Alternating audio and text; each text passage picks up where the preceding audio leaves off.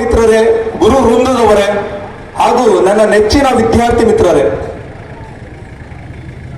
ಇಂದು ನಾವು ನಮ್ಮ ರಾಷ್ಟ್ರಧ್ವಜದ ಕೆಳಗೆ ನಿಂತಿದ್ದೇವೆ. ತಮ್ಮೆಲ್ಲರಿಗೂ ಗೊತ್ತು, ಭಾರತ ದೇಶ ಬ್ರಿಟಿಷ್ ಅವರ ದಬ್ಬಾಳಿಕೆಯಿಂದ ಆಗಸ್ಟ್ 15, 1947ರಂದು ಸ್ವತಂತ್ರವಾಗುತ್ತೆ. ಆದರೆ ನಮ್ಮ ಭಾರತ ದೇಶ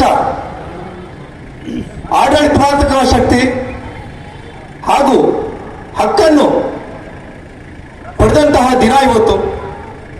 ಅಂದರೆ ಜನವರಿ 26, 1950ರಂದು ಭಾರತ ದೇಶ ಗಣರಾಜ್ಯವಾಯಿತು.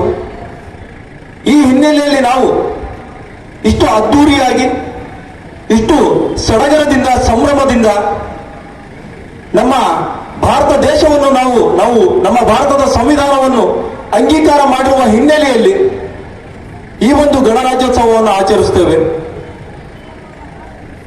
ನಮ್ಮ ಭಾರತದ ಸಂವಿಧಾನ ವಿಶ್ವದ ಎಲ್ಲಾ ಸಂವಿಧಾನಗಳ ಪಿತಾಮಹ ಅಂತ ಹೇಳಿದ್ರೆ ತಪ್ಪಾಗಲಾರದು. ಅಂತಹ ಬೃಹತ್ ಸಮೃದ್ಧಿಯಾದಂತಹ ಸಂವಿಧಾನ ಯಾವುದೇ ಮತ, ಜಾತಿ, ಧರ್ಮದವರಾಗಿರಲಿ ಅವರೆಲ್ಲರೂ ನಾವೆಲ್ಲರೂ ಸಮಾನರು ಅಂತ ಬಿಟ್ಟು ಹೇಳಿದಂತಹ ಸಂವಿಧಾನ ನಮ್ಮ ಭಾರತ ದೇಶದ ಸಂವಿಧಾನ. ನಮ್ಮ ಭಾರತ ದೇಶದ ಸಂವಿಧಾನದ ರಚಕರಾದಂತಹ, ಶಿಲ್ಪಿಯಾದಂತಹ ಡಾಕ್ಟರ್ BR ಅಂಬೇಡ್ಕರ್ ಅವರು ನೀಡಿರುವಂತಹ ಅದ್ಭುತವಾದಂತಹ ಕೊಡುಗೆ ನಮ್ಮ ಸಂವಿಧಾನ.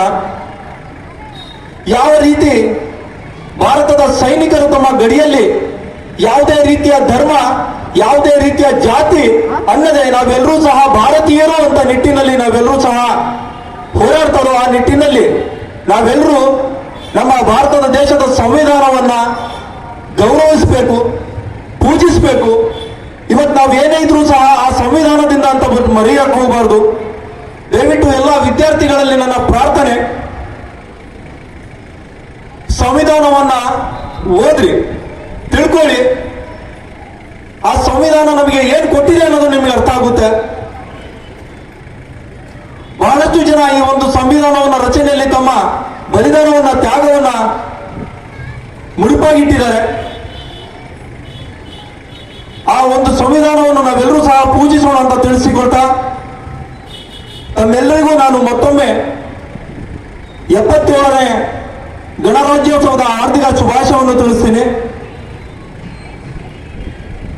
ಬೋಲೋ ಭಾರತ್ ಮಾತಾ ಕಿ. ಎಲ್ಲರೂ ದಯವಿಟ್ಟು ಜೋರಾಗಿ ಹೇಳ್ಬೇಕ್ರಿ, ವಿದ್ಯಾರ್ಥಿಗಳು ಸ್ಪೆಷಲ್ ಆಗಿ.